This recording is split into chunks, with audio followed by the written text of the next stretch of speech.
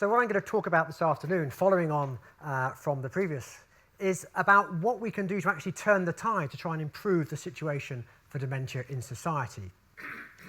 So this is a photograph of Carol and Mark's mum. She was buried in London yesterday, and she had been living for 10 years with dementia. And it was a tragic disease for her family as well as for herself. And there's a quote from, of course, Carol Thatcher, her daughter, here on this slide, sort of illustrating the fact that dementia really gets to the core of who a person is and is terribly destructive. But it could also, of course, have been my grandfather. It could have been the grandparents, the great-grandparents, or the parents of many people in this room, because dementia is just so widespread and it destroys so many people's lives and impacts in such a negative way their family. Now, it isn't just, though, a personal crisis. It's also becoming an economic crisis, because as the population ages, so the prevalence of dementia goes up and up. And so the challenge that people are talking about now is, how do we turn that tide, not just to help the individuals, because actually as a society, otherwise we probably won't be able to afford to deal with it. So Alzheimer's disease is one of the causes of dementia. In fact, particularly in older people, it's by far the most common cause, but certainly not the only one. But because it's the most common, it has been attracting a lot of attention. And we've known for a very long time that the brain shrinks for people who've got dementia, and particularly Alzheimer's disease. And we've known for just over 100 years that if you look under a microscope at the brain of somebody who's died of Alzheimer's disease, you see this abnormal pattern of proteins, which we call amyloid in this particular picture, though there's another one, tau, as well. What we've learned much more recently is that there is a molecular basis of the disease to do with the way proteins and enzymes and strands of DNA work. And that we end up with bits of protein aggregating into these plaques, which are what we see in this picture. So the first thing you might try and do if you're trying to transform dementia is to literally cure it. You say, well, perhaps we say somebody who's got dementia, we say, let us take these horrible molecules, the bad molecules, we think, and do something either about the way they're formed or to try and get rid of them from the brain afterwards. And so what I do in my day job is working with many pharmaceutical companies, helping them assess the extent to which their drugs are working or not. And there are lots of very clever drugs that have been devised to try and treat the various molecular causes that we understand of dementia. And that these are not little studies. These are clinical trials that have involved thousands of patients from hundreds of hospitals in dozens of countries around the world. Doing a study like this is a really big scientific experiment. It costs about the same as sending a space probe to Jupiter. But the chance of success is very much lower.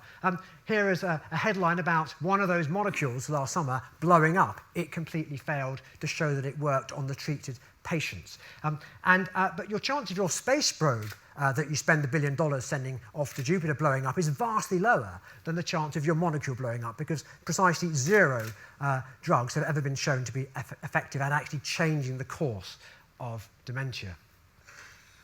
So what can we do about this? So it's not that the drugs don't do the sort of magical molecular stuff that we'd hope. That bit actually does seem to work. What they don't seem to do is help the patients. And to explain that, it's useful to look at this kind of sketch graph. It's produced by a really great researcher, Cliff Jack at the Mayo Clinic. And people sometimes call this the curves that Jack built, because they've become so widely used to illustrate the issue that we're talking about here. So this is the graph where time is along this axis. And these different coloured lines represent different things that we can measure about people who either have dementia or who are on the path to getting it. So dementia is a stage where your memory, which is this green line, has quite measurable problems. Also, your ability to go about your normal daily life has also got problems that are starting to emerge. And this dementia phase, of course, like for Margaret Thatcher, can last a decade or so. But the period that comes before it is actually longer, probably a couple of decades. And it starts with the build-up of some of these proteins I was showing on the previous slides, perhaps 15 years before you get those clinical symptoms that the doctor would say gives enough confidence to give a diagnosis of dementia.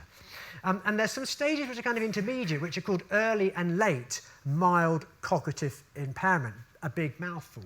But what those stages are is where we've got something we can measure about the patient, but it's not with as much confidence to tell you that you've got dementia. And of course, although anybody who gets dementia will go through those stages, somebody who has these sorts of problems may not develop dementia. So it's a slightly complicated picture. But when you're trying to treat, the theory that people are now beginning to believe, that the new consensus, is that perhaps, just perhaps, it's worth treating at this very earliest stage of dementia, what's called mild Alzheimer's disease, for mild dementia for Alzheimer's sufferers, for example, or treating in this MCI group. There's even some people saying you really need to treat before there's any symptoms at all, which is, of course, a much harder thing to do. And it isn't just the researchers doing this. The regulators are encouraging people to do this. The most important regulator in terms of developing drugs is the FDA in the US. And here, Nick Kozawa and Rusty Katz of the FDA have been trying to encourage people to treat earlier in the disease in this article in the New England Journal of Medicine. But if we're going to treat earlier, we've got a big problem about how we find the patients. So we already have a situation now where just finding people who've got dementia, who, as we heard in the previous talk, there are things we can do to extend independent life, to improve the extent to which they live well and die well with disease. And if we look at a map of the UK, the red areas are where the great majority of people never get a diagnosis. The green are those where the great majority do. And there's an interesting divide here, somewhere where the Romans seemed to get into problems a few centuries ago. So there's a difference in what goes on in different places. And so even now, there's an argument for saying we should do better at diagnosing people with dementia because we can help.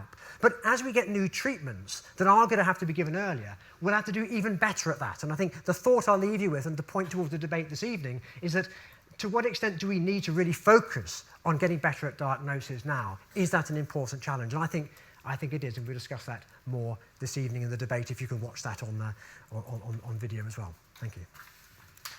Great, thank you.